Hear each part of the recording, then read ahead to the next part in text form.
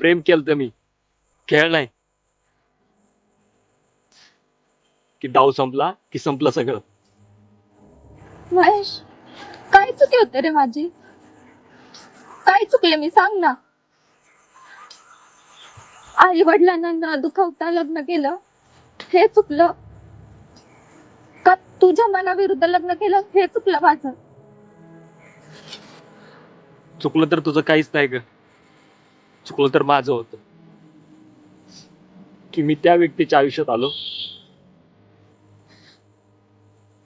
ज्या व्यक्तीने कधी मला आयुष्यात घेतलंच नाही. मी त्या व्यक्तीवरती प्रेम केलं ज्या व्यक्तीने माझ्यावर कधी प्रेम केलंच नाही.